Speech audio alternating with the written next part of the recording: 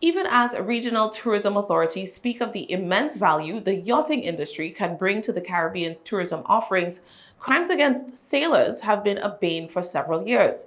In the last 5 years, however, incidents of yacht crime have increased drastically. That's according to data from the Caribbean Safety and Security Net, a hub for comprehensive information about yacht crimes in the Caribbean.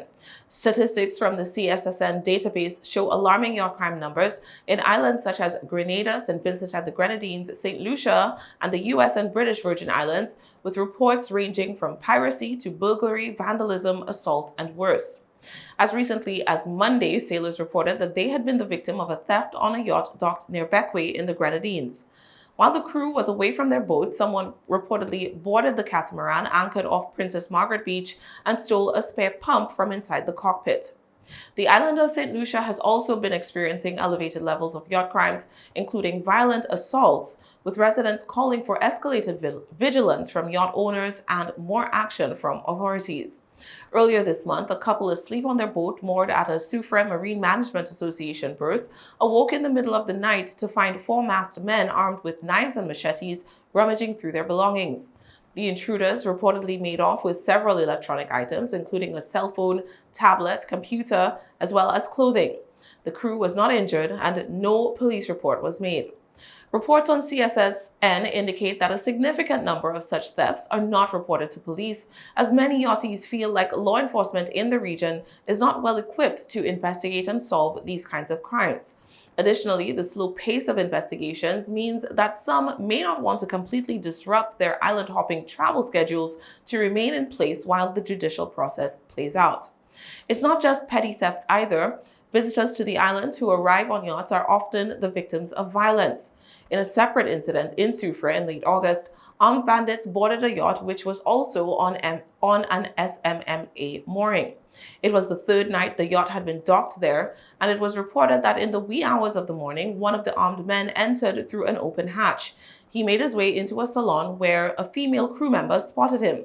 According to the report detailed on CSSN, the woman began yelling for help, at which time the intruder tried to silence her by placing his hand over her mouth. He also attempted to stuff a rag into her mouth. The report indicated that the assailant choked the woman as she continued to struggle and yell.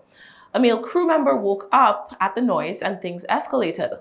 A fight ensued with numerous blows being exchanged, and then another intruder made his way inside the yacht through the companionway and started fighting with the crew as well. The commotion roused a third crew member from his slumber and he sprung into action. At that point, the assailants were outnumbered and they jumped overboard and swam to shore.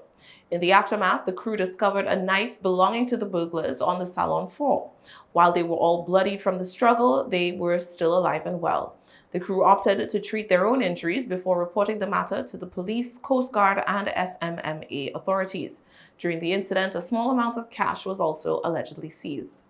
In response to the increasing incidents of crime in her area, Soufriere resident Nadia Kazabon stated that a collaborative effort from relevant authorities as well as the general public was imperative. Residents also have their part to play because there is always someone who knows about those crimes, whether it is beforehand or after the fact.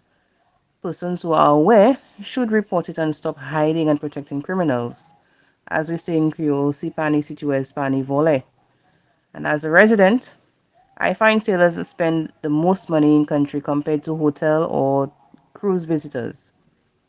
They buy groceries and materials to resupply their yachts. They go out on tours like all the other class of visitors to experience our unique culture and sites. And they also patronize restaurants and bars the most. So many of our families and friends in Suffolk benefit from yacht business. So we should not allow a handful of bad-minded criminals to spoil our reputation. Within the yachting community, cruisers will spread the word around and Soufriere will develop a bad reputation, and that will cause persons to skip calling into Soufriere as a port, and that is going to affect those persons that depend on yachting for their livelihoods.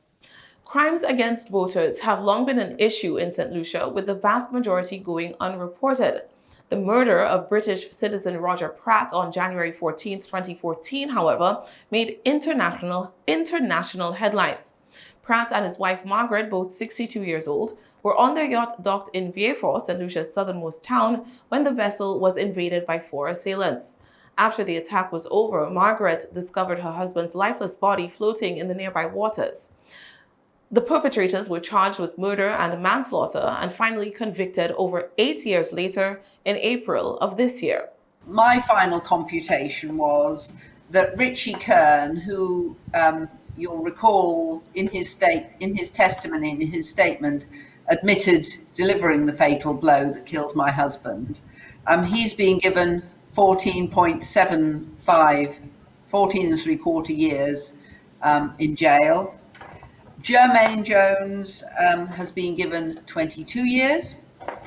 Kervin DeVoe, 19 and 3/4 years. And those two are the people who the judge acknowledged were the ones that beat me up. And Fannis Joseph, who was convicted of manslaughter, will serve 6.5 years. This September, chair of the Soufrière Marine Management Association, Harold Dalzon, admitted that criminal activity targeting yachts and other sea vessels was a cause for concern.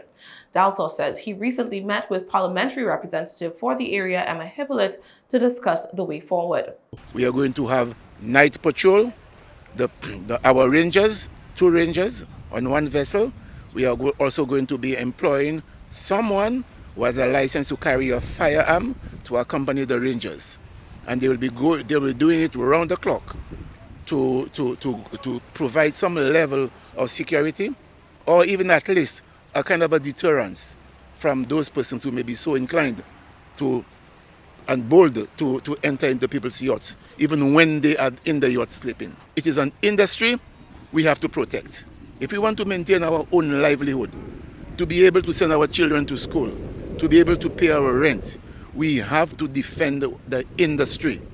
And not just what happens in the marine, but the guests at the hotels, at the B&Bs and the yachters. Everybody must be protected. Soufrière used to be the most welcomed community in St. Lucia. We need to take it back to that level. If we have a situation where it's deemed that it's unsafe due to the nature of the activities that occur there, it itself sends a negative signal. You would begin to see and there'll be a redounding that is very, very negative. And you will not have yachts coming to Soufrière. It's very simply put. Likewise, SMMA, I mean, their revenue streams are based on the yachts coming into Soufrière, likewise ourselves. To a lesser extent, although we deal with the catamarans. But it's about ensuring that it's a safe haven, that people can feel safe coming to our communities and coming to Soufrière and the yachties specifically.